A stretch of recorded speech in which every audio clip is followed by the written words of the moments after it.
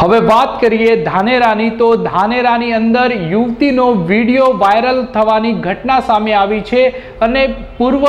પ્રેમી દ્વારા આ યુવતીનો વિડીયો વાયરલ કરાતા આખરે આ યુવક સામે ફરિયાદ નોંધાઈ છે અને પોલીસે વિડીયો વાયરલ કરનાર યુવકને શોધવા ચક્રો ગતિમાન કર્યા છે।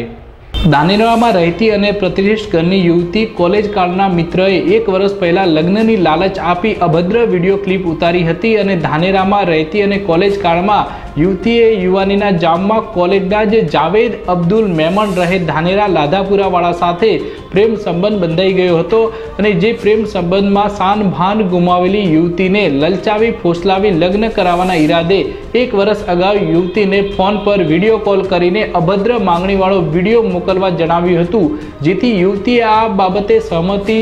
દાખવી અભદ્ર માંગણીવાળો વિડીયો મોકલી દીધો હતો। જે વિડીયો મારફતે યુવતીને બદનામ કરી બ્લેકમેલ કરવાનું કહ્યું હતું, જેથી યુવતીએ આ પાગલ પ્રેમી સામે ધાનેરા પોલીસ મથકે ફરિયાદ નોંધાવી છે। આ ફરિયાદના પગલે ધાનેરા પોલીસે જાવેદ મેમણને શોધવા ચક્રો ગતિમાન કર્યા છે। વિડીયો વાયરલ થતા યુવતીના પરિવારજનો શરમજનક સ્થિતિમાં મુકાઈ ગયા છે।